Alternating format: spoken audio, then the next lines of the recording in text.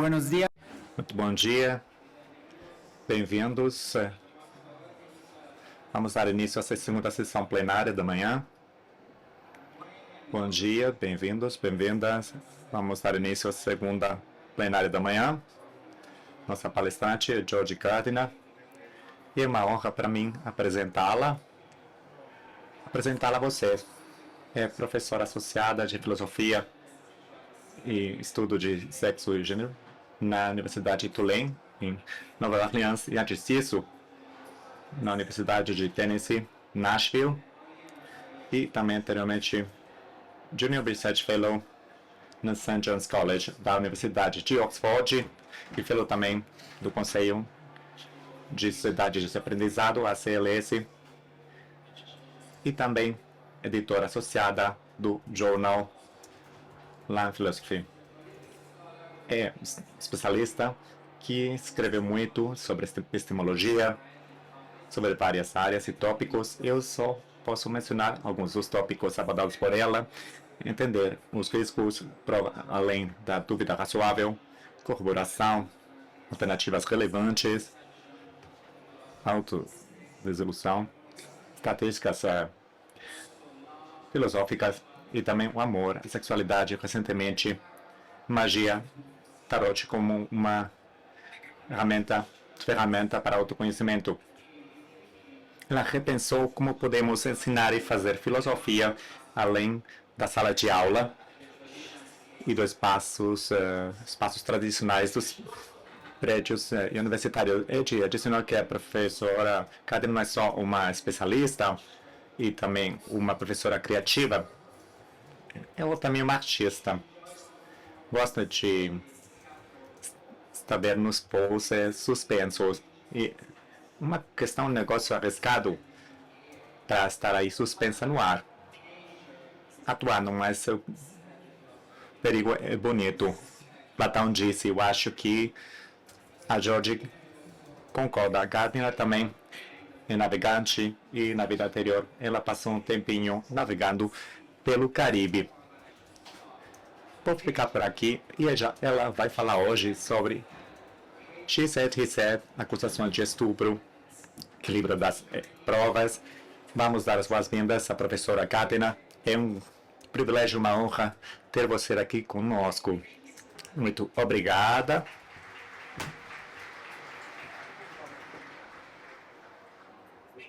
Muito obrigada pela ótima apresentação. Vou falar sobre acusação de estupro, prova jurídica e a interação entre elas. São advertências que o conteúdo que eu vou mencionar é sensível, tem a ver com a violência sexual, incluindo o incesto também. Também, o manual também disponível no aplicativo. E obrigado aos organizadores pela oportunidade, estou muito feliz. É um encontro, uma cúpula muito bem organizada, na minha opinião. Fiquei pressionada mesmo. Vou começar com dois questões contextuais sobre a lei. O direito, os processos jurídicos são governados pelos estándares probatórios. Antes de expor sanções ou culpas, tem que estabelecer um limiar epistemológico. Por exemplo, preponderância das provas, o equilíbrio das probabilidades e também não assim de 50% das provas. Eu sou contra isso, mas é a preponderância e o estandarte evidente que governa muitos sistemas de muitos países, também nos Estados Unidos. Preponderância das provas é 75%, e é para as coisas como confinamento involuntário, por exemplo, para interrogatórios, casos cíveis, não só sobre o dinheiro, mas também envolvem decisões vitais. E também, além da dúvida razoável, o mais importante, muitas vezes 95% de confiança, eu recuso esses números, mas governa a condena criminal e penal em muitas jurisdições. Esses são os antecedentes do contexto das provas jurídicas e a situação delas. Outra situação, também contexto, os procedimentos nos Estados Unidos de 72, a alteração educacional de 72 proibiu a discriminação sexual nos campos dos Estados Unidos e também interpretaram as coisas que governam assédio sexual, acusações sexuais e o abuso sexual. O processo de abuso sexual em 2011, uma carta de Obama que brigou que essas investigações são governadas pela estandarte probatório, providência do estandarte probatório. E na primeira administração de Trump, o secretário de Educação reviu isso e permitiu que as instituições utilizaram o limiar, o padrão superior, como a evidência prova convincente, além de 75%. E também as mudanças que têm havido. Tipicamente, é mais difícil demonstrar as acusações de mal conduta sexual nos campos. Também pelas feministas, graças às feministas e o assédio sexual que acontecia no campus e as regras tornavam mais difícil encontrar as pessoas responsáveis, por exemplo, expulsar essas pessoas, mandar fora essas pessoas. Agora temos o estandarte probatório superior, é mais difícil encontrar as pessoas culpadas para esse estandarte probatório.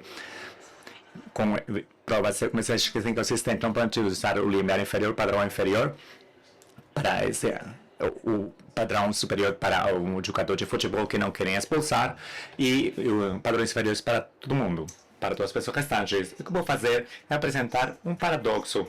E o paradoxo aqui, 6 reclamações de A para F. Esse paradoxo meta essa ideia feminista que o Obama tinha razão, o padrão inferior, o estándar probatório preponderante.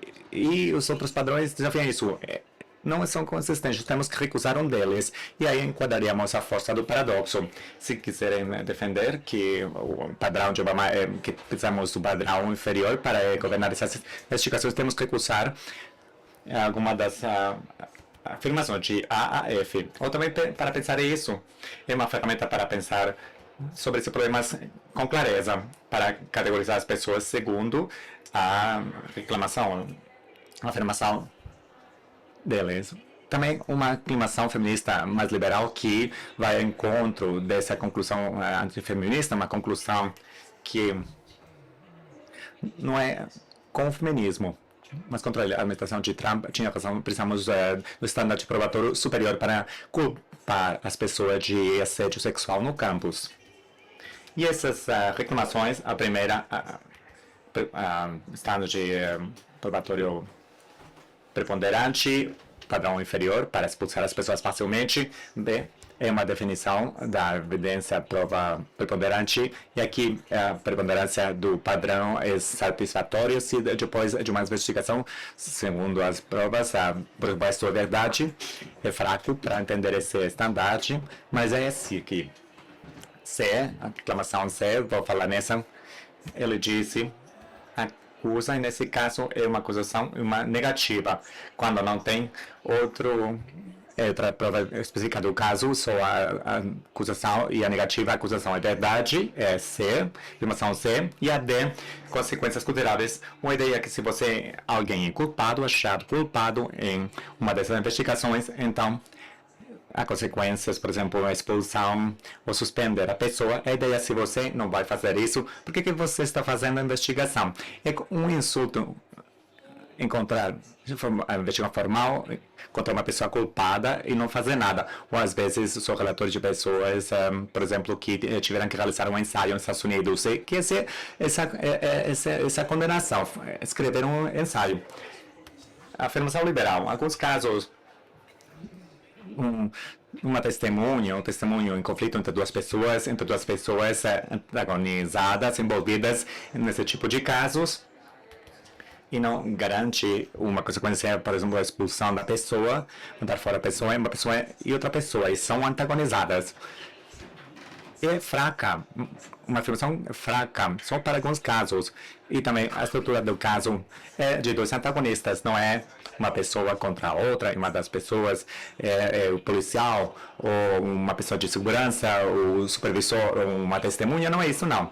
São duas pessoas, uma contra a outra, as duas pessoas na sala, em relação ao crime, o delito e o estupro da acusação. Essa estrutura, a instituição, então, não deveria expulsar uma pessoa, escolher outra pessoa se não tem mais provas, se só tem as duas pessoas, uma contra a outra. Esse tipo de conflito dá credibilidade. E também, argumento em alguns casos descritos nesse argumento, essa afirmação, a acusação é verdade nesse caso, é ligação das afirmações, que alguns casos são, esse tipo de casos são descritos pela afirmação liberal e epistêmico, ou seja, que a acusação é verdade. E, então, vou explicar o segredo do paradoxo. Investigador universitário 9. Professores participam de coisas. Nesse caso, podemos escutar do standard he did, ou he said, she said, a negativa, a acusação de estupro. E nesses casos, poderia ser também uma mudança do testemunho. Por exemplo, o amigo diz que essa acusação aconteceu e depois o amigo da pessoa acusada diz que não. E nesse tipo de casos, provavelmente, com as evidências da acusação é verdade, é a afirmação C. E se Obama tivesse razão, é o padrão de Obama, pessoa culpada. E também temos consequências segundo a afirmação D.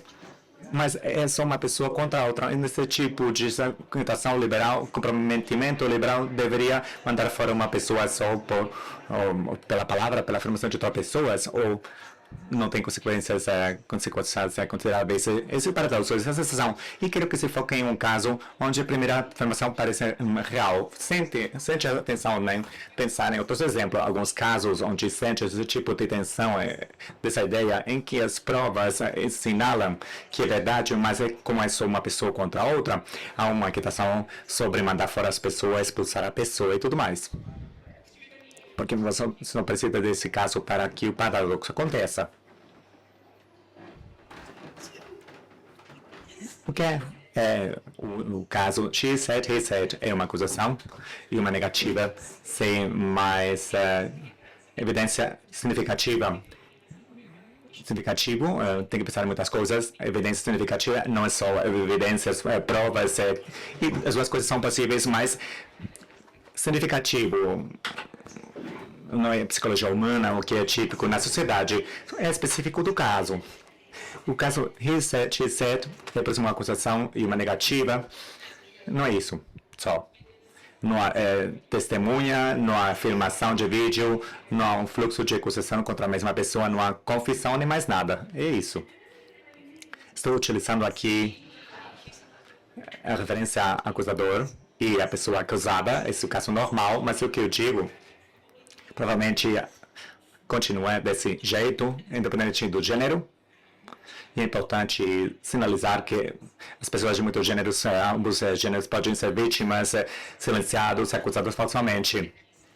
Mas falamos em he said, she said, para facilitar a comunicação. She said, he said. Ela disse, ele disse. No relato do caso he said, she said, nos casos disputados no direito, levam a dois tipos de consequências. Temos o caso de quem fez isso. Essa pessoa da defesa, a pessoa que cometeu o crime, não estamos discordando que tem um crime, mas já tivemos a pessoa certa. E se o crime aconteceu, sabemos quem estava na sala, sabemos quem estava no elevador, sabemos quem estava lá naquela noite. Tinha uma conduta sexual envolvida e teve consentimento ou não. Esse caso, he said, she said, é o segundo tipo. O primeiro caso recebeu muita atenção na mídia, na ficção e nos jornais também. O estupro estranho na rua. Mas costuma ser o segundo caso, no he said, she said, a questão envolvida se o delito aconteceu, se o crime aconteceu ou não, mesmo. E esses casos he said, she said, se uma negativa, se a pessoa pode acusar uma pessoa, sabem quem é, e se há uma negativa, aprendem isso. é nos casos de estupro de duas pessoas que já se conheciam, pessoas que já se conheciam. Esses casos, X7, o homem primeiro, em relação à pessoa acusada, e alterei a ordem de X7 e X7. Ele deliberadamente, X7, ele primeiro, os padrões são os padrões linguísticos da sociedade. Homens e mulheres, reis e rainhas, homens e mulheres, temos esse equilíbrio linguístico entre eles e elas, e podemos confundir isso como um equilíbrio epistêmico normativo, ou, por exemplo, também, às vezes, o primeiro parece mais importante, homens e mulheres, reis e rainhas. O primeiro achamos que é mais importante. Eu acho que é epistemologicamente perigoso o equilíbrio epistêmico normativo, porque a acusação é primeiro. Ela disse, isso primeiro. E tudo continua. A negativa só acontece depois. Então, estão alterando o contraponto linguístico epistêmico. Contraponto epistêmico, linguisticamente são semelhantes, mas acidentalmente pensamos que são epistemicamente semelhantes, mas não estão equilibrados epistemicamente. Equilibrados, não estão equilibrados. O que é um caso XZ e as evidências desse tipo de caso? Essas questões são relacionadas, muito relacionadas entre elas, a respeito das provas. Para investigar, temos que pensar nos casos XZ, na vida real, uma avaliação epistêmica, e é difícil pensar em casos que eu conhecia, e é interessante, epistemologicamente, é uma expressão muito familiar. Mais uma vez, é XZ. Eu não preciso pensar nisso, eu pensei, como é que isso acontece? O que está acontecendo em muitos casos, X7 não são mesmo. São, por exemplo, X7, X7, X7, X7, ela, e ele nega, em um caso repetitivo, por exemplo, Weinstein e Trump, estão muitos acusadores. Quando você fala em X7, X7, silencia, é uma técnica de edição, é para silenciar. E é interessante também fazemos o contrário. Silenciamos e depois tornamos isso um discurso. Nesse caso, X7, as feministas, pessoas intelectuais se focam no caso, o que eles querem dizer, por exemplo, se focam no caso, e depois escutaram a negativa, e eles se deram conta de que nunca escutaram a negativa, não tinha negativa não. Eles escutaram, eles assumiram o negativo que ele negaria e que o silenciaria um discurso, no caso, X7, mas ele não falou nada não. Linguisticamente é interessante essa alquimia imaginista que torna o silêncio discurso, o discurso silêncio. E esses casos de X7 são esquisitos, não rápidos, e não ouviria neles, por exemplo, sendo supervisor na universidade, no campus universitário, ou se forem investigadores ou trabalhador no campus, trabalho social, ou magistrado, talvez em alguns casos ouviriam falar desses casos. Esses casos não tem testemunhas, não tem álibi excelente, não tem nada. E nesses casos, quando pensamos nesses casos, epistemicamente teremos que acreditar na acusação e pensar que a negativa é falsa. É muito fraca, uma afirmação fraca, ou seja, além da dúvida razoável, temos que apostar em crer a acusadora. Essa é a afirmação, mas é uma afirmação fraca para a afirmação ser o caso da preponderância é um padrão muito baixo. E uma das tensões na escrita, um dos contrastes desse projeto é o contraste em evidência preponderante baixa e quão boas são as acusações, as provas das acusações. Isso leva ao paradoxo. E aí, caso Risset-Tisser. O que essa afirmação indica? Nesse caso, as duas questões estão ligadas entre elas. Uma das razões pelas quais estão ligadas é o papel, a função das crenças antecedentes. Tem um grande papel. O júri, por exemplo, pensando no júri, pensando nas provas apresentadas no caso, não tem que utilizar outras provas. Eu acho que é impossível acompanhar isso como instrução. Mas por quê? Porque as provas antecedentes são epistemicamente muito potentes. Quando uma pessoa fala um júri, pode pensar, oficiais são incríveis, não mentem só para proteger o colega, não mentem não. E deve ter muita força. Ou outra pessoa pode achar que as pessoas sempre estão mentindo, que são pessoas suspeitas, tem menos peso. Alguém pensa, por exemplo, essa pessoa é estranha, é malandra, está mentindo. Outra pessoa talvez pense que uma pessoa muito preocupada pelo tipo de pessoa, parecem pessoas preocupadas. Essas provas antecedentes são importantes para interpretar as provas e também para as acusações de estupro. Vamos nos esquecer agora das negativas. Por exemplo, provas adicionais, com alguns exemplos agora. Por exemplo, uma acusação e depois adiciona o fato de que foi enquadrada no dia seguinte, teve sucesso na escola, então, provas adicionais, depois ela foi simpática com ele.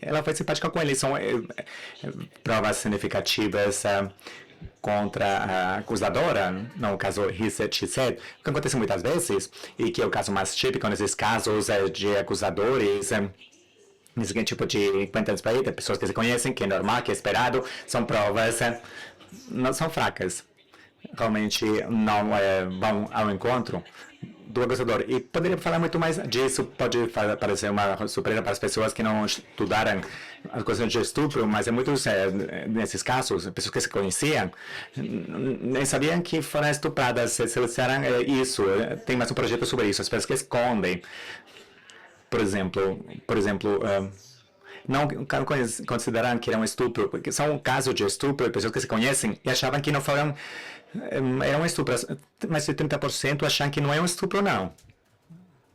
Nesse caso, de pessoas que se conheciam. E também, talvez pensemos que uma acusação contra ele, mas parece muito simpático, amigável, simpático com a mãe, para especificar o caso, outra pessoa pode pensar que é significativo, que o estupro não seria... Então, uma pessoa simpática não poderia fazer estupro, o que é uma prática comum.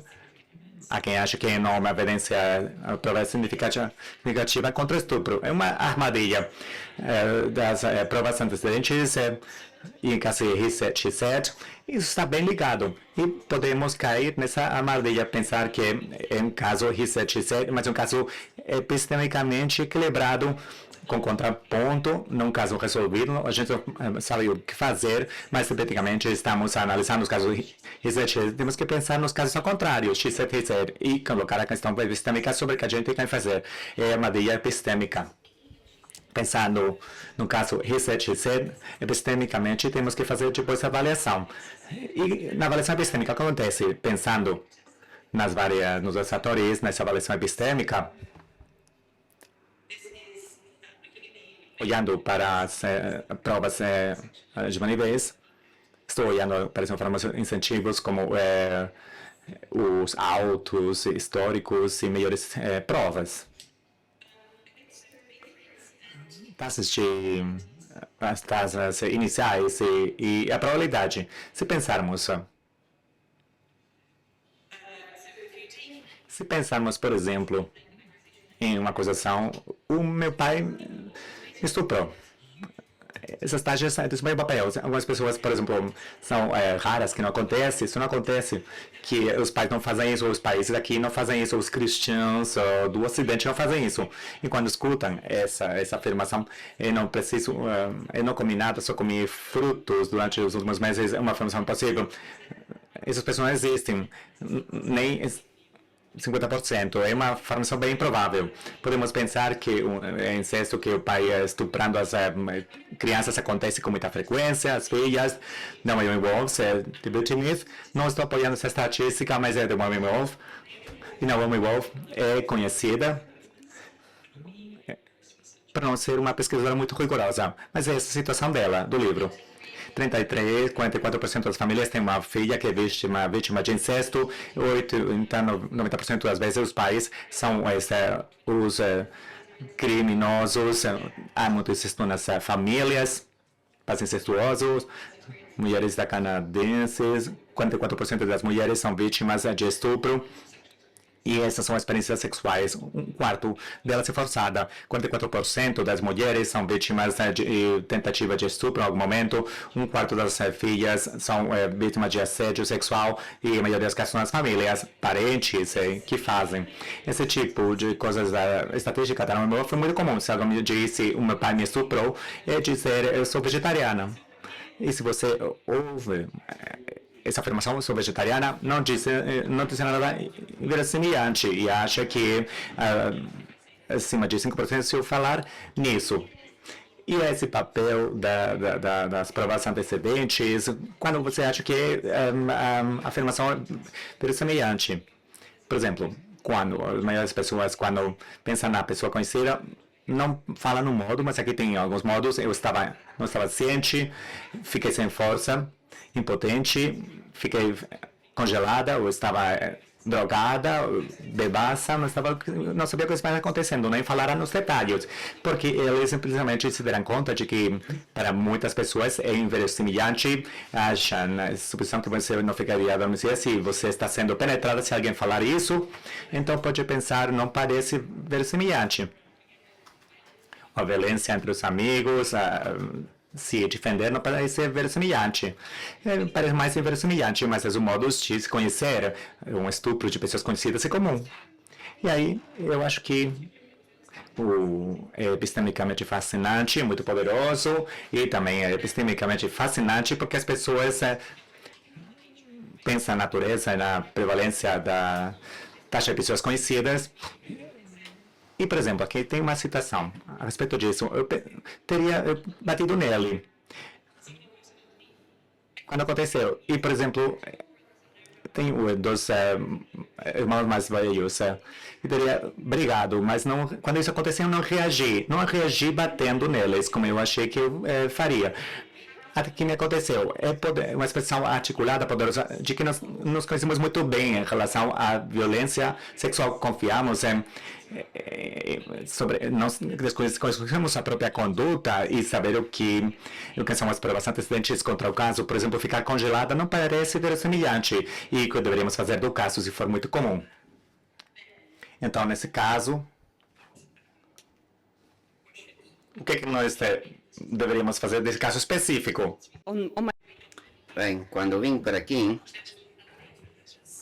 havia um elevador que desceu ao um vestíbulo, onde ninguém podia sair e ia ser um desastre porque realmente iam entrar e as escadas rolantes iam baixando e carreguei na paragem de emergência e as pessoas ficaram congeladas e estava eu, não subia, não descia e foi a resposta de congelado, uma situação de perigo.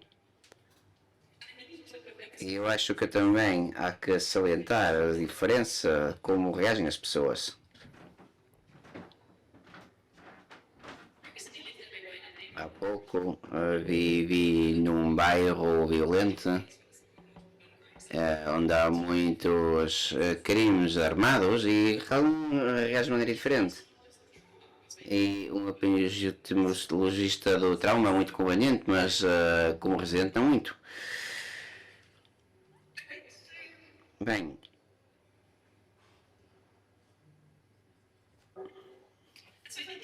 eu acho que vale a pena salientar que quando se ouve as acusações ou mesmo afirmações, muitas pessoas pensam como aconteceu isto, perguntar-se como apresenta uma situação epistémica, uma coisa política que há que explicar. Portanto, o contraste é bem, eu estava indo para o trabalho e fui acelerando e pensei, como é que isso foi possível? Não é uma coisa que há que explicar, mas quando ouvimos ela falar da a violação por uma pessoa conhecida, então como é que pode ser? E parece plausível.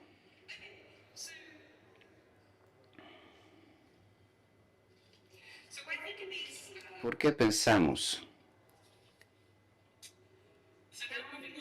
se passamos para a afirmação C, que as acusações se costumam ser verdade, os incentivos, se pensamos que provavelmente diz a verdade, o incentivo principal é não falar porque é muito disruptivo, mesmo em pessoas onde existem violações, tendem para não falar porque sabem o disruptivo que é conhecido como uma estigmatização a ser vítima da violação, como se fosse um mentiroso. E também vem quantas poucas violações acabam numa acusação. E quando as recomendações de não ir à polícia, se é violado, não vá para a polícia, descrevendo o seu próprio caso. Os intensivos falam contra isso e quando se fala em quase cada caso o porquê da violência sexual, outros casos onde as pessoas foram incentivadas por falar por outra razão. Mas agora podemos contrastar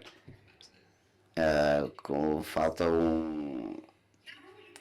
abrigo, mas se fomos acusados, lembra-se que as negações negativas vêm mais uma vez os incentivos a não falar, e quando se pede a falar há muitos incentivos para negar, porque mesmo que a maioria das pessoas não acredite em si, há umas relações como a sua mãe, a família, o empregador, esta negabilidade plausível onde podem ficar essas relações porque sempre se pode negar mais tarde, mas as acusações, o incentivo é sempre para negar.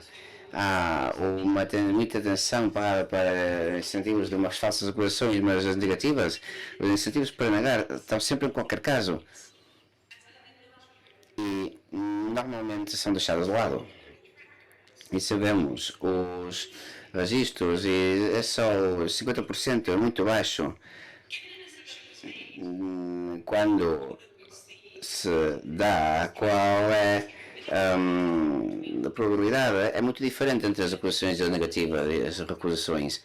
Por exemplo, o Ministério da Administração Interna nos Estados Unidos, no Reino Unido, o subconjunto, tivemos vendo um subconjunto que faz a polícia e a maioria são verdade, uma porcentagem baixa falsa, e quando eram falsos, isto não surpreenderá as pessoas aqui, quando estavam falsas tinham de características diferentes. Por exemplo, sempre foram apresentados por um terceiro, normalmente os pais, porque era uma mãe, uma filha adolescente que não tinha chegado a casa, ou sempre casos de sistemáticas como uma arma, uma pessoa de problemas mentais, ou sempre uma pessoa não é nomeada porque é contra uma pessoa que não, cujo nome não é mencionado, uma pessoa que foi deixada muito cedo,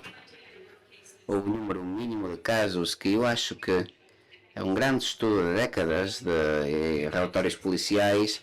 6 detenções, só 2 pessoas foram acusadas, ou seja, muitas pessoas no Reino Unido, 2 pessoas foram acusadas por falsa acusação. Simplesmente disseram que foi violada por um estranho num passeio. E porque as pessoas que fazem afirmação falsa não têm um incentivo para ir para a polícia, não querem, simplesmente querem evitar que os pais façam barulho por não ter chegado a casa à hora combinada. Portanto, se uma pessoa toma ser um oficial do governo que faz acusações falsas, tentam tirar dinheiro do governo, estão na cadeia, por prisão, e fazem uma coalição contra os guardiões da prisão. Portanto, se olham para se olham para a acusação, que é uma violação por um conhecido, como o caso típico da acusação outra coisa, He said, mas se olham para as negativas, uma maior porcentagem de mulheres que mentem, isso assinala o facto que a maioria das acusações de violação são certas, se fazem esta acusação. Portanto, isto significa que mesmo se assumir que a acusação é honesta e 9 em 10 admitem, se uma em 100 acusações relevantes, uma em 100 é falsa, então a negativa é 90% falso, e é porque por a causa da força das taxas básicas. Isto alimenta a falacia. Isto significa que as negativas falsas que se espera uma coisa habitual, mas enquanto que as acusações falsas é uma coisa que se tem de explicar. Isto é o caso básico da violação para favorecer o acusador. E no caso em que uma coisa é mal entendida, se o acusador negador e tem provas enganosas, quando as vítimas têm bloqueios hermenêuticos e não deram pela violação, nestes casos é o falso negativo, não é uma acusação por violação, é um caso onde a vítima não fala porque falta a prova. Há um bloqueio hermenêutico que não estiveram bêbados, por isso não deram para ela que deram pela violação. E os violadores não querem ser vistos como tal e são vistos como que não, isto não foi uma violação. Pode ser diferente dos bloqueios mentais. A diferença da vítima, isto pode levar os acusadores dos acusados de uma falsa negativa, portanto tem a maior prova que o acusador fala a verdade e o culpado não. E se normalmente dizem que foram violados, é que foram. Há aqueles casos onde o acusador tem provas e diz que esteve bêbado e que não tem consenso, seria um caso extramatrimonial, interracial, homossexual, então não fazem. Talvez um homem ter sexo com um homem não teria consentido, portanto tem de ser sido violação, e há casos e há que tê-lo em conta, e ajuda a motivar a afirmação liberal a qual vou passar. Portanto, eu acho que este jogo entre o que conta como prova de fundo o He said, she said, isto deveríamos apoiar esta ideia que a prova é isto que é o acusado. E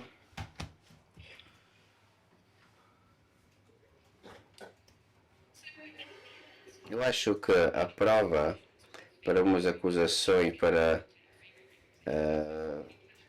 acusações de violação, fala muito de como as coisas são normalmente verdade, o que é esperado,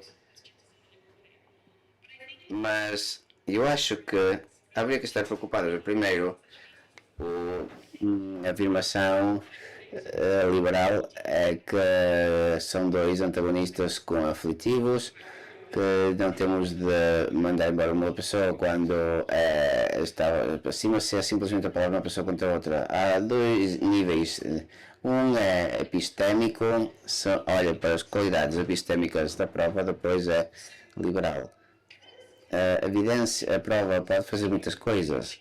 Pode tornar a afirmação provável, provavelmente certa, e pode libertar outras coisas. E há que haver outras coisas que a prova pode fazer.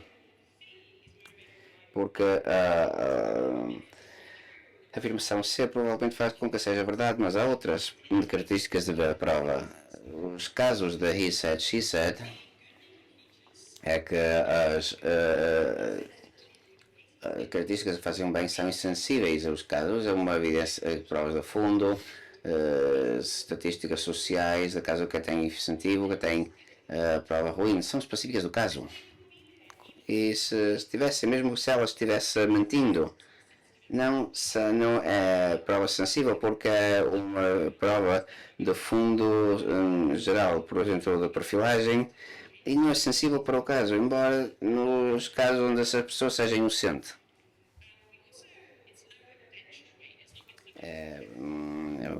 Abaixo o probatório e é de uma só fonte, e isto faz com que uma afirmação possa parecer muito certa, como as da paradoxo da prisão, mas não é prova estatística. Pode tornar a afirmação certa, mas não pode fazer essa outra coisa que é muito importante, que é tratar a hipótese dessa prova ser errónea. O único que é possível que faça isto uma prova secundária cooperativa, uma segunda fonte de vida de prova. E podemos distinguir entre a prova convincente e factual. Uma acusação poderia realmente ser convincente para ser que tem de ser certa, mas também pode ser fácil de contrafazer. Há algumas pessoas cujo trabalho é mentir com os atores, ou também há muitas profissões onde têm de mentir como comerciais manipuladoras e podem ser boas, pessoas que mentem podem ser boas mentindo, e são acusações fáceis de fingir, embora seja convincente, apesar de outras provas como vídeos, mas coisas estão mudando rapidamente com a inteligência artificial. Mas há 10 anos, podemos dizer isto, podia ser uma as provas de material visual é difícil. E, portanto, que sociedade queremos viver? Isto é bastante negativo. Se as pessoas. E a causa disso podem pensar que não é impor as pessoas acima das outras. Se há duas pessoas numa sala, dizem que não pode surgir provas, e não deveríamos obrigar uma pessoa acima da outra sobre coisas que alguém pode perder o trabalho. E há que pensar nas consequências, como agora nos Estados Unidos há que tirar os livros pelos que foi expulsa, e alguém que diz para as escolas graduadas vão ler estes livros. Portanto, quanto mais subimos as consequências, mais importante parece essa afirmação liberal. E também alguém que está desproporcionadamente afetado por falsas acusações e quem estamos protegendo. E as vítimas são pessoas que são homossexuais ou pretas, os escritórios do Estado do Departamento de Direitos Iguais não mantêm os registros, mas a Universidade sim, sobre acusações e detalhes demográficos. Tem 4,2% dos estudantes são pretos e 15% das acusações são negras. É verdade que pode ser certas ou não, mas há uma tendência desproporcionada que tendem para ser contra pessoas que são negras ou transexuais, homossexuais. Essa ideia que há um consentimento do sexo, mas depois, mais tarde, tem essa transfobia calada por uma falsa acusação. Portanto, essas motivações dessa afirmação liberal. E essa paradoxa, e falei um pouco de porque acho que as acusações são certas, e também vou explicar algumas preocupações. E não é que eu tenha uma posição sobre o que devemos projetar ou se a afirmação há, mas uma vez que são plausíveis e inconsistentes, há que rejeitar uma. Isto pode ajudar a perceber melhor neste debate, portanto, muito obrigado.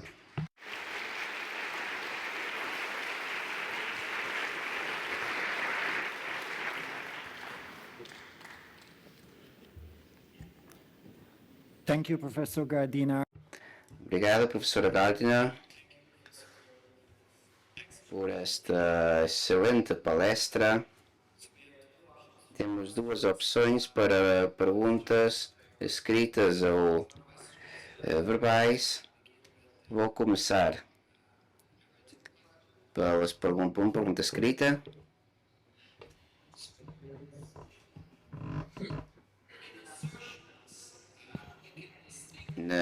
Podemos distinguir entre o conteúdo daquilo que é afirmado e o ato da afirmação. Nos casos de she said, he said, qual dos dois elementos que fornecem apoio probatório poderia desenvolver?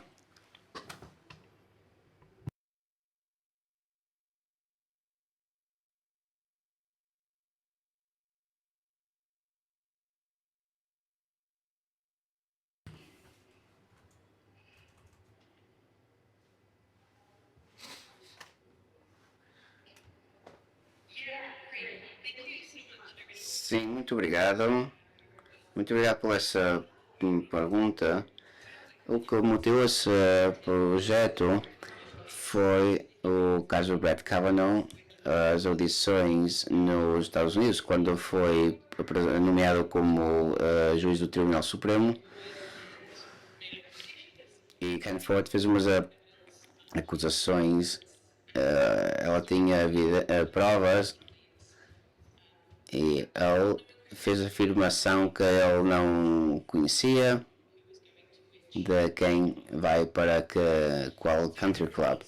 E no caso em que parecia que havia muitas provas contra o Brett Kavanaugh, alguém publicou no Facebook e uma coisa que é a violação é um crime pior que o assassínio, mas neste caso não tenho ideia se o fez. E bem, claramente as coisas feministas não deveria ser. Não deveria estar no. Não está claro se ele fez. Neste caso havia muita evidência, muita prova, mas isso incluiu a acusação, que é uma prova, portanto uma pista que fez. E este é um exemplo de um padrão geral quando ouvimos as acusações e não as vemos em casos sexuais, se essa pessoa falou, e depois desproporcionadamente nos focalizamos em como falou, se parecia nervosa, se estava adequadamente alterada ou inadequadamente alterada. Temos estes preconceitos de como uma pessoa deveria falar e quando, ser logo ou alguns anos depois, ou perante as autoridades e não simplesmente informalmente perante amigos. Mas o que fizemos foram outros crimes. Por exemplo, se eu faço uma afirmação sobre eu estava trabalhando num café e alguém roubou-me o computador portátil, alguém que ouviu isso a partida visto com verdade. E quando se fala de acusações de violação, muitas pessoas focalizam como fala a natureza, e eu acho que isto realmente é interessante epistenicamente quando temos essa atenção desproporcionada para estas características não testemunhais. Não é a declaração que é descreditada, mas vamos focalizar nesta outra coisa de como falou. Eu acho que isto é tratar uma pessoa como uma coisa, uma coisa que rejeita do ponto de vista, vai ser do ponto de vista do participante. Seja aquilo que falam é razão para acreditar, portanto o próprio facto que presta muita atenção a como fala em lugar daquilo que fala é epistemicamente importante, e eu acho que é uma injustiça epistémica. Uma parte porque fazemos isto, eu acho que é que também implicitamente e ilicitamente não deveríamos fazê-lo, e nem reparamos em que fazemos, inclui os padrões legais de como consideramos as provas em casos em que realmente isto foi. Isto é no local, uma prova, mas pensamos que não há que avaliar, não há, temos que averiguar tal e qual prova. Em qual outros casos não temos a fazer, mas em acusações de violação, por várias razões, tendemos para importar padrões legais. Bem, eu como alguém que faz alegações de violação nunca uso isto porque isto dá os padrões legais que são aprovados e porque nunca houve em alegações, exceto em acusações de violação. Por isso não sabe alegações de violação e estamos focalizando e as pessoas dizem tenho de ver todas as provas, tenho de ver todas as provas, então nunca vai ouvir todas as provas que nos casos do dia a dia. Eu estava ensinando os meus estudantes e eles deste tipo de epistemologia temos a falar quanto mais tiver em jogo mais provas precisam. Por exemplo, houve uma acusação na sua vizinhança e eu não acreditaria porque a pessoa iria para a cadeia e nós estudamos isto, está claro, e não vou para a prisão porque você acredita, porque não, você não é o membro do júri neste caso. E mesmo se fosse um caso legal, você não seria um caso júri, estaria no júri porque esta pessoa seria próxima assim. É um dia uma oposição ordinária e isto se torna num caso legal por estar na posição número do júri. E por isso fica parado porque esta pessoa iria para a prisão. E o filósofo diz porque que fazia isto porque o caso para tratar a violação seria os tribunais, mas isto é falso, nenhum destes casos acaba em tribunais, pensam nas acusações da violação porque nos projetamos para o contexto do tribunal e depois é um resultado de fazer estas coisas pensando que as palavras que ela diz, mas como ela falou, porque pensamos como acontece nos tribunais e se pomos padrões legais, há muitas maneiras disto acontecer. Portanto, seria um discurso ordinário sobre as afirmações de violação. E nem no meio uma pessoa, simplesmente as acusações de identificar o acusado, mas nem normalmente procura o suporte terapêutico, porque há uma questão emocional e esta é a expressão para as mulheres a violação é uma ferida e para os homens é um crime e pensam em procurar a curação e para os homens é pensar no caso penal.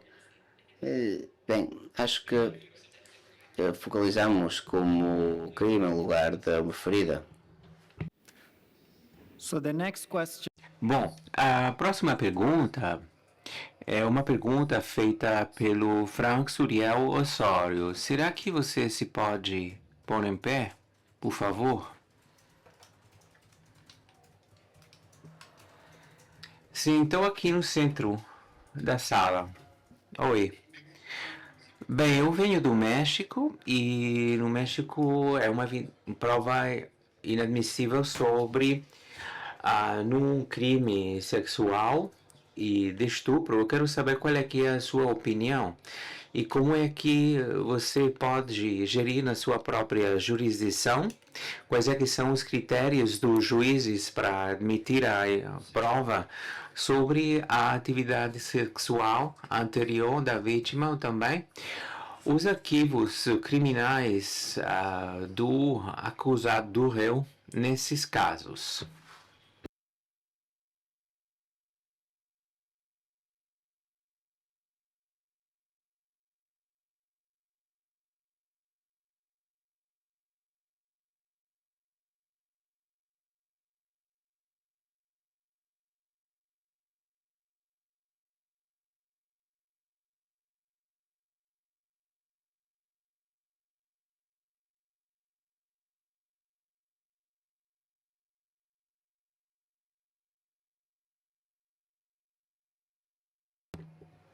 Desculpe, sim.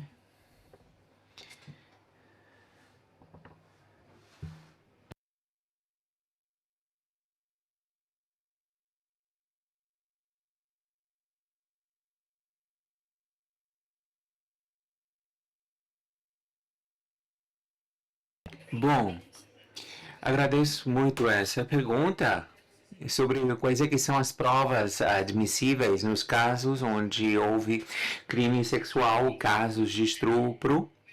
E se temos legislação específica sobre a admissão do probatório só aplicado na violência sexual e não em outros casos onde não fosse justificado o probatório.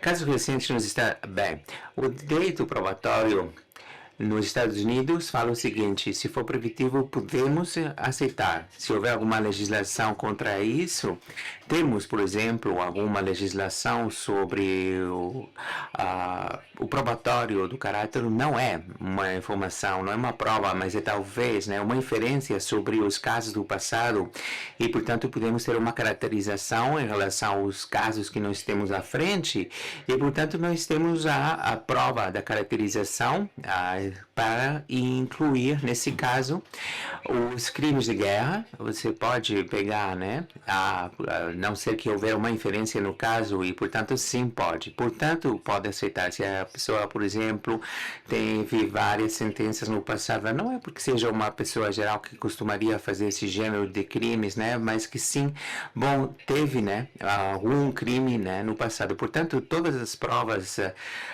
estão ali, mas há exceções, por exemplo, se foi uma pessoa implicada em tortura, foi uma pessoa que teve parte numa pesquisa legal, né?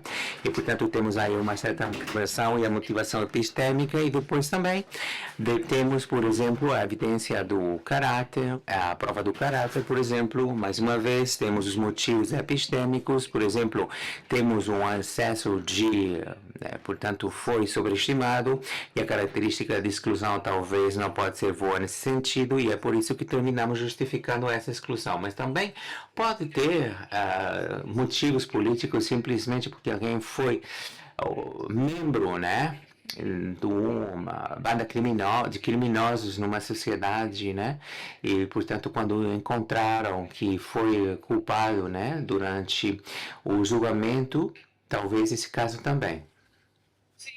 Portanto, temos, né, essas exclusões de caráter e depois também as diferentes exceções a essas exclusões e quais é que são as exceções em relação ao estupro. E, portanto, nesses casos, por exemplo, os crimes de guerra são permitidos para acusar uma pessoa e para acusar se, por exemplo, foi já permitido. Portanto, depende muito da estrutura do direito probatório e depois temos, né, a lei em função de quem faz a acusação e se a vítima foi realmente ou não no caso, se temos um histórico prévio que existe, portanto temos duas estruturas diferentes, uma é para a pessoa acusada e outra para a pessoa, não é, que tem feito, diríamos, a vítima, né, nesse caso, no caso do contexto legal.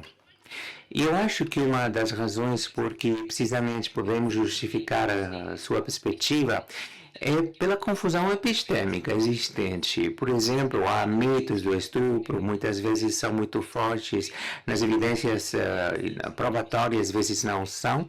Alguém, se for promíscuo e aceitar consoante o caso e consentimento, a lei do passado sobre consentimento com a mesma pessoa, então as possibilidades de ser são muito maiores, né? E, portanto, tem uma prevalência. Esse gênero de coisas podem justificar uma certa exclusão em relação ao caso. E eu acho que as pessoas que estão numa relação podem passar bastante tempo, né? E, portanto, em função do país pode mudar, infelizmente, mas a população em geral costuma ter essa implementação, né? E, portanto, temos esse gênero de direito em relação ao caso do qual estamos falando.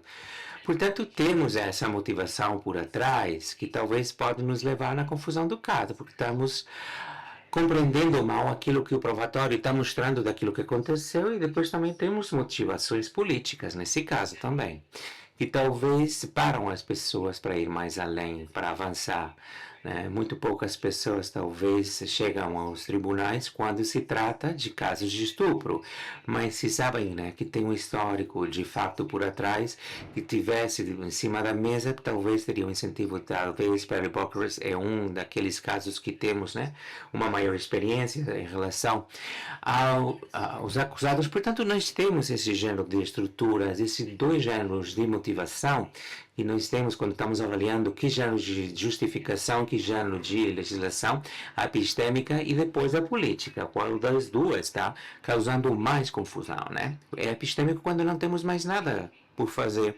Podemos formar os juízes, magistrados e tudo, né? Também juízes sobre quais é que são os mitos do estupro e para que as pessoas tenham uma maior formação sobre a prevalência, por exemplo, de casos onde, por exemplo, temos um relacionamento do sexo com sentido, né? Talvez Brannigan é capaz de partir esses mitos, né? E em consonância, né, a relevância do caso e, portanto, a história por trás sobre a vítima que tem, né, por exemplo, o caso do estupro, qual é que é o contexto sexual e qual é que é o relacionamento. E, portanto, eu acho que, desde o ponto de vista epistêmico, temos a perspectiva da eficácia. Eu gosto, em geral, a ideia de ter uma sociedade onde temos mais formação, né? Muito mais educação. Nem tanto esconder o probatório, ter mais educação, né? Com todas as provas, eu acho que as pessoas confiariam muito mais no sistema. Não teríamos, assim, tanta confusão e erro, né? Eu acho que seríamos muito mais eficazes nesses casos. Eu espero ter respondido a sua pergunta. Depois também tínhamos um caso, não é? Para saber coisa que... Não, para, por exemplo, proibir as gorjetas nos Estados Unidos. Sabe, você paga a sua comida e paga uma gorjeta. Né? Por que isso é mal? Bom, há pessoas que dizem, bom, temos que proibir isso. Eu não gosto, né, das proibições, mas por que não tentamos primeiro de formar as pessoas de muitas maneiras possíveis, né, com práticas seguras sobre a história justa e quais são os efeitos reais disso? Será que isso é bom? Será que isso é mal? E depois, finalmente, será que isso pode ajudar, né?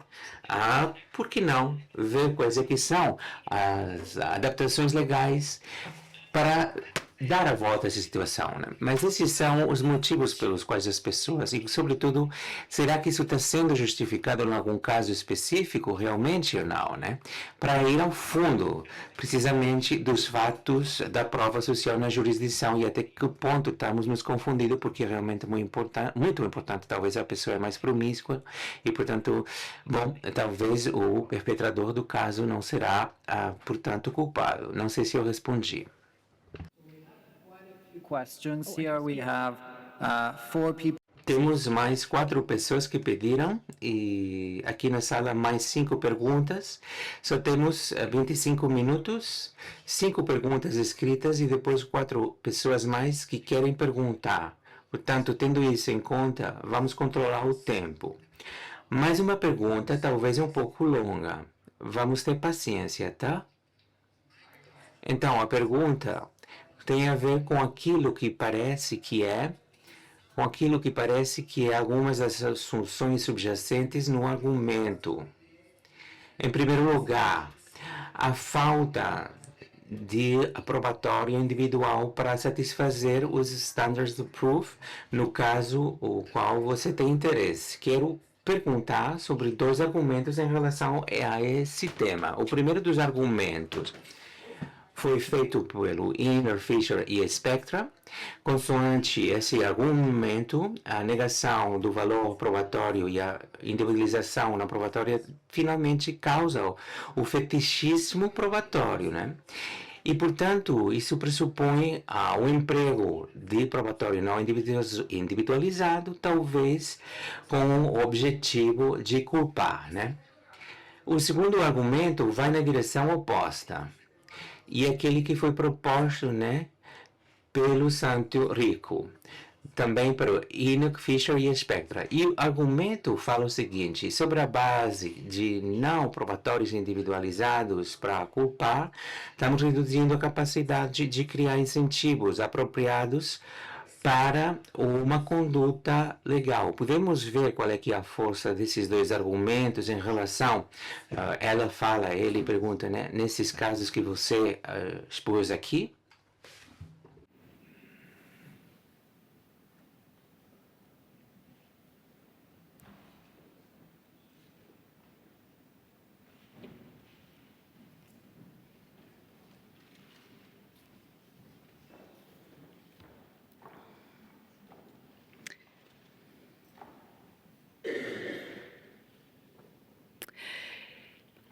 Yeah, I think so. I have. Sim, eu tenho algumas inquietações sobre o argumento do incentivo, sobre a motivação e como já foi abordado aqui, mas eu acho que não está sendo aplicado a muitos casos, a muitas pessoas, não é?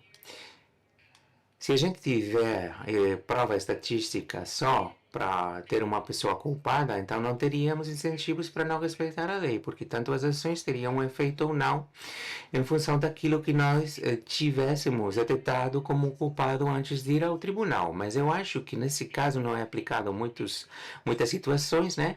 Por exemplo, nós estamos talvez, sei lá, num centro de concertos, né? De concertos, de esportes. Depois, de repente, quando estamos à frente do juiz, bom, não há provatório para mostrar que você estava ali, porque, bom, houve uma punição e, portanto, esse é o gênero de argumento que talvez podemos ter. Então, eu acho que são casos muito pouco frequentes. Há muitos outros casos onde você está à frente do juiz, mesmo se você é culpado ou inocente, portanto, temos o probatório individualizado. Para isso, temos que ir perante o juiz em primeiro lugar para saber se o probatório é permitido e, portanto, muitas vezes o probatório individualizado não é permitido e, inclusive, nesses casos, você tem que respeitar a lei porque temos o incentivo de não ser identificado como uma pessoa que não respeita a legislação, muito menos, né, à frente de um magistrado ou à frente de um juiz, para você ser, portanto, culpado, né, e finalmente ser detido. E, portanto, há um artigo que fala sobre a sensibilidade, né, no título, e especificamente, né, para responder a Inocan Fisher, eu acho que os problemas de sensibilidade é muito importante como propriedade epistêmica. Eu acho que é epistemicamente muito importante e compreender as suas propriedades para saber qual é que vai ser o caminho dentro da literatura epistemológica e, portanto, precisa muito mais atenção, né? Mas acredito que os argumentos sobre a base dos incentivos têm que aplicar em suficientes casos. Temos muitos incentivos para não desrespeitar a lei puramente sobre o probatório ou puramente sobre o probatório não individualizado, porque finalmente não terminaríamos, né, nos tribunais em primeiro lugar, porque a quantidade de casos onde talvez estaríamos perante um juiz, né, e puramente, né, simplesmente há uma quantidade muito pequena de casos que realmente não tem importância nenhuma. The worry that it's epistemic fetishism. Em relação ao fetichismo epistêmico e a nossa preocupação, eu acho que, bom, a evidência não, o probatório não individualizado em relação ao fetichismo que realmente está nos preocupando, sobretudo em relação aos juristas sobre qual é que é mais importante, por exemplo, a fazer com que os criminosos não estejam nas ruas. Eu acho que as propriedades epistêmicas do probatório têm um papel muito importante a nível social sobre que gênero de confiança temos no sistema. Se alguém for culpado, facilmente, né, pode ser acusado como culpado se for finalmente acusado como culpado. Eu acho que esse gênero de coisas são muito importantes nas sociedades democráticas, onde nós temos o nosso sistema, onde nós temos, portanto, os tribunais, depois, finalmente, os culpados. Eu acho que é o probatório secundário, onde você tem muito das provas e um gênero, né, acusações e um gênero de probatório. E depois, o probatório secundário tem a ver com coisas talvez mais importantes politicamente ou socialmente, mesmo quando talvez não aumentam a probabilidade. Portanto, são duas características e categorias de probatório. A nível epistêmico pode ser muito importante, mas também temos essas ramificações políticas que são importantes. Talvez isso é fetichismo epistêmico? Bom, não sei, mas espero ter oferecido uma resposta a essa pergunta. Agradeço. Uma pergunta aqui na sala, José Antônio Neira Flores. Por favor, será que você pode se pôr em pé? Voy a hablar en... Eu vou falar em espanhol, tá? Você precisa de tradução ou você está entendendo o espanhol?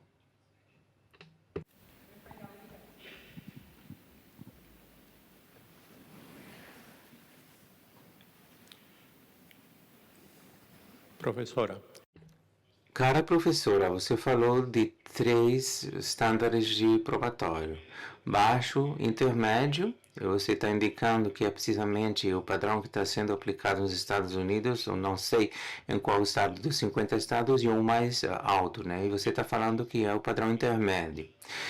Depois, na sua palestra, eu ouvi falar do probatório da testemunha da vítima. Eu não ouvi a palavra revitimização ou a proteção da saúde mental. Eu não sei se você não falou de saúde mental, sim. Talvez não utilizou esse termo. Também, o que acontece se só temos a declaração da vítima do estupro? Será o do crime sexual? Será que temos alguma proteção para proteger a saúde mental? É talvez melhor ver qual é que é a testemunha antes do crime. No Peru, a gente faz assim, né? Tentamos fazer assim. O nosso país, nós temos o nosso sistema processual, tem a sua origem no continente europeu, a gente não espera, né?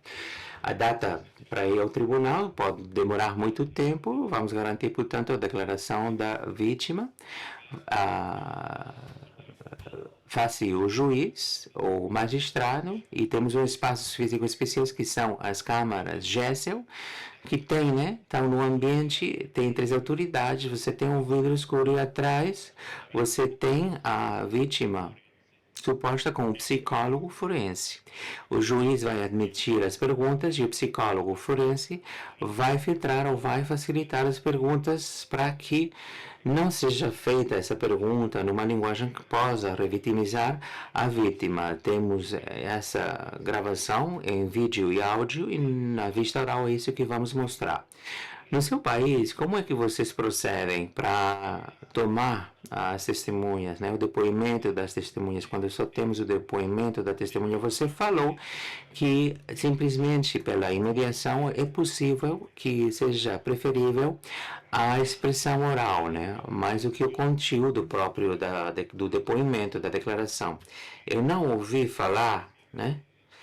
Sobre a Universidade de Girona, já falamos muito sobre a psicologia da testemunha, que tem muito a ver com o conhecimento da memória, né?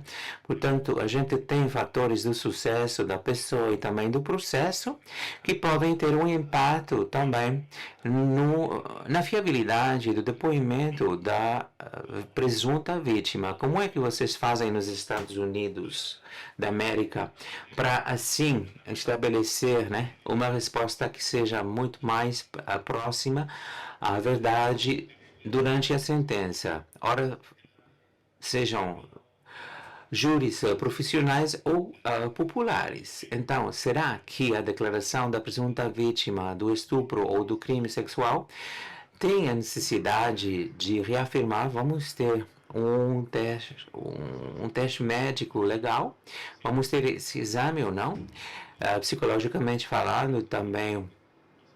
O culpado, né, o réu, também tem uma avaliação psicológica. É necessária, portanto, a corroboração do depoimento da vítima e como é que você estabelece o nível de fiabilidade. Desculpem, porque foi longa demais, mas é um problema que precisa de uma solução. Qual é que é a solução que tem nos Estados Unidos da América? Agradecido.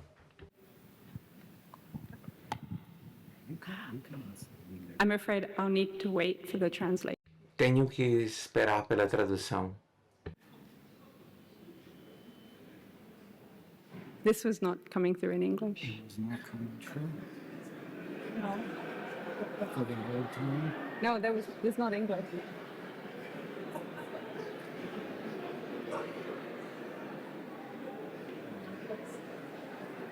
Oh, pero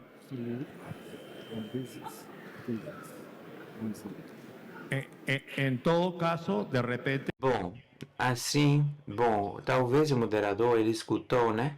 Não sei se talvez você pode traduzir, né? Ela também não fala, ele também não fala espanhol. Porque quando eu fiz a pergunta com esses pontos, né? Bom, eu fiz uma pergunta muito longa, né? E talvez não querem que eu volte a perguntar, né? Sim, peço desculpas por isso, né? Pode repetir rapidamente a pergunta? Eu vou tentar. Obrigado. Bom, eu sou do Peru, um país da América Latina, onde eu não ouvi falar da sua conferência sobre o termo vitimização para proteger a saúde mental da vítima. Também não falou da psicologia da testemunha. Pelo que eu entendi, vocês têm 3 padrões probatórios nesses crimes. Nos Estados Unidos, vocês têm o probatório baixo, tem o probatório intermédio para crimes sexuais e o probatório, o padrão alto.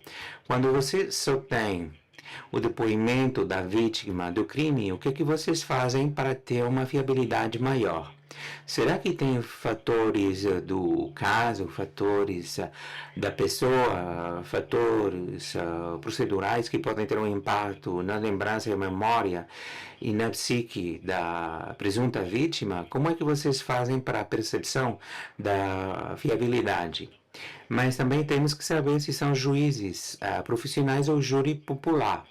Os crimes sexuais podem ser julgados por um e por outro. Qual é que é o padrão que está sendo utilizado nos Estados Unidos também para corroboração do depoimento da vítima do crime?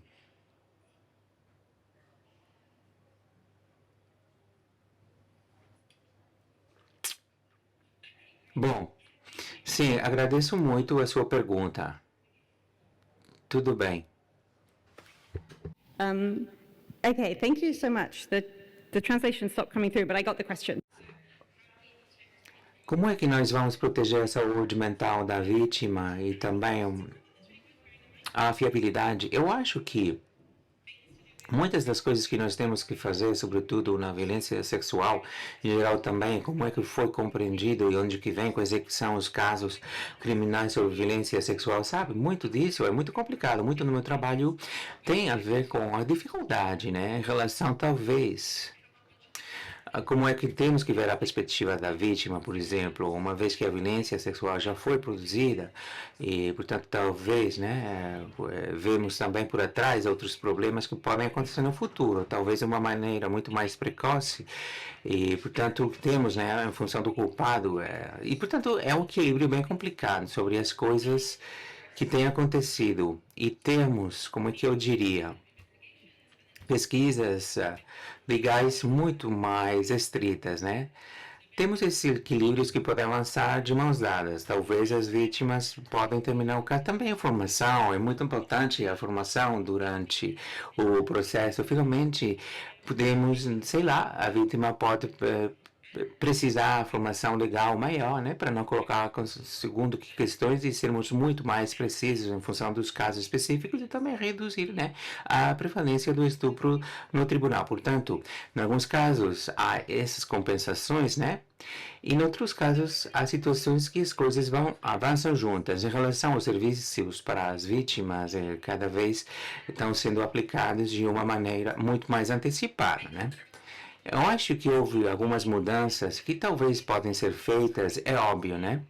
Sobretudo, os testes de estupro nos Estados Unidos. Eu tenho 2 países, mas nos Estados Unidos temos, portanto, os kits para avaliar o teste, porque temos milhares e milhares, né? Precisamente de testes feitos para saber se foi ou não foi feito o estupro, mas eu acho que, em alguns casos específicos, pode dar, não é, resultados muito mais precisos e, ao mesmo tempo, também proteger as vítimas também, uma vez feito, né, esse teste de estupro, sobretudo para as vítimas com problemas de saúde mental. E, ao mesmo tempo, também identificar aquelas pessoas que causaram mais de um estupro, né? E, portanto, eu acho que seria, talvez, né, uma peça fantástica para o probatório. E depois, em relação às coisas como tem que mudar e quais é que foram, né, os testes que foram feitos mesmo no caso de estupro, para saber exatamente quem é que fez o quê. Porém, durante o teste de estupro, sem dúvida não é para nada agradável, né? É uma experiência. E depois temos também a base de dados, onde essas pessoas foram acusadas e portanto, a vítima, né, que sabe quem fez, não tem problema com a identidade, mas aí estão numa base de dados e, portanto, tem vários pontos de contato para, mesmo se não houvesse alguma pessoa para ir realmente, então, os diferentes pontos de contato significa se uma pessoa já fez, pode ser um caso de um peso ainda mais importante e potencialmente pode, por exemplo, não sei, se tem que ter um time para as pesquisas, para precisamente ver quais é que são esses pontos de contato. Finalmente, essa pessoa foi amiga dessa pessoa, de quem causou o estupro, e, portanto, você está nessa base de dados em muitos pontos em contato, e, portanto, pode mudar, né, a perspectiva do apoio emocional e as coisas também fazer para a saúde mental da vítima e, ao mesmo tempo, também ter muito mais casos para chegar, né, e ter umas consequências maiores em relação às pesquisas. E eu acho que realmente, sobretudo as crianças, né, quando sofrem casos de estupro, realmente não é uma questão, não. Ninguém, bom, muitas vezes quando ninguém sabe quem é que fez, é bem complicado. Obrigado. Muito bem, então, a pergunta que temos aqui por escrita, eu vou tentar, né, resumir aqui. Bom, talvez pode acontecer o caso onde o foco daquilo que ela falou tem a ver com a falta de probatório nesse gênero de casos. Além, talvez, e é talvez o motivo pelo qual os estereótipos são inevitáveis para poder avaliar a testemunha. E, aliás, temos outra pergunta que perguntou precisamente sobre o papel dos estereótipos das vítimas,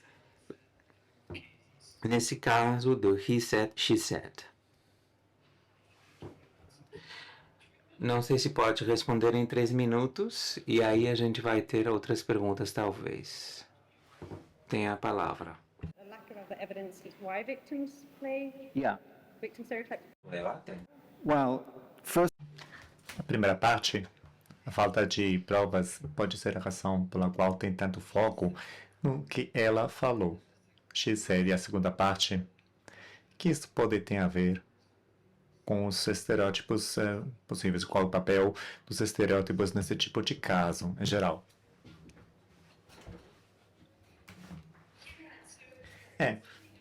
Tem algo sobre o modus operandi comum. Acontece o estupro de pessoas conhecidas, com muitas frequências, não tem muitas provas, por trás de portas fechadas, também outro fluxo de acusações, mas é uma pessoa contra a outra, e são essas características felizes de acusações de estupro, e é epistemicamente interessante, por também a Roger Luiz.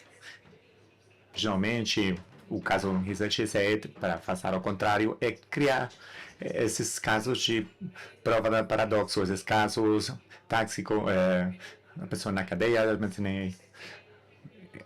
incidentes, por exemplo, tem 100 pessoas aí no pátio da cadeia, e são evidências que tem do estupro, filmação que mostra as evidências, as provas do estupro, não é realista. E depois, quando as pessoas reclamam que são casos da vida real e fazem referência a outro caso, são bem diferentes. Eu escrevi também sobre isso como supostamente casos de vida real, que não são do jeito, são totalmente diferentes. Mas eu pensei nas acusações de estupro desse jeito, que são realistas. Esse tipo de caso, perfil. É por isso que eu utilizo esse tipo. Pareceria o tipo de caso. Parece que tem diferenças, mas é isso. E também, eu acho que isso faz parte de como resolver uma epistemologia mais diária, mais alinhada com o que a gente poderia fazer com esses casos. Tem a ver com abordar com exatidão a epistemologia desses casos, tirando os estereótipos, porque eles desempenham um grande papel. Porque tem muitas mais provas por trás disso. E obrigada pela pergunta. Última pergunta, o Jordan. Vou fazer a última pergunta, então. Novo Franco Hernandes vai colocar a seguinte questão. Seja bem sucinto e também a resposta, por favor.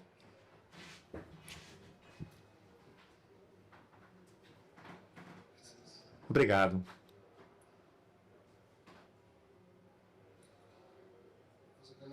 Professora, no México, nosso standard probatório que deve governar a etapa do julgamento, além da dúvida razoável.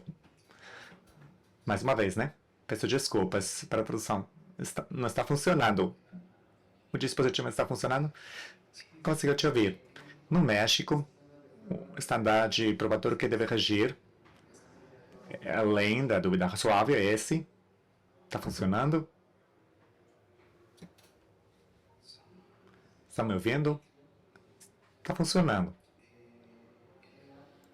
Na prática jurídica, nós podemos observar que na tomada de decisões, os juízes,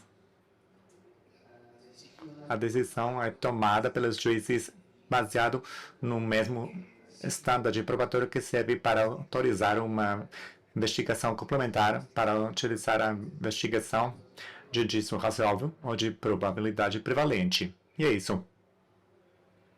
Não estou ouvindo a tradução com esse dispositivo. Vou experimentar com outro.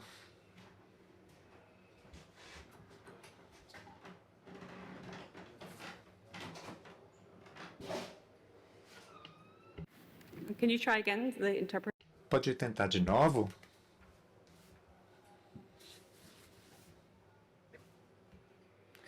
Não estou vendo o intérprete. Pode começar? Pode. Estão me ouvindo agora? Então, professora, no nosso país, no México, de onde eu sou, o estandarte probatório que governa para tomar a decisão em julgamento oral, além da dúvida razoável, é esse. Mas para assédio sexual, para crimes sexuais, para a tomada de decisão judicial, o órgão jurisdicional toma a decisão baseado no mesmo estandarte probatório para utilizar uma investigação, que é aquele da probabilidade prevalente. Como é que é a posição que você tem em relação a isso, partindo da ideia de que o estandarte probatório mais exigente, que é esse, aquele de além da dúvida razoável, tem que ser estabelecido para justificar uma hipótese, partindo precisamente desses problemas que temos se no caso de delitos sexuais, de crimes sexuais, a exigência, requisito tem que ser reduzido ou tem que ser respeitado o standard de probatório, porque colocou a ênfase na hora do julgamento e isso é reduzido, na prática legal é reduzido.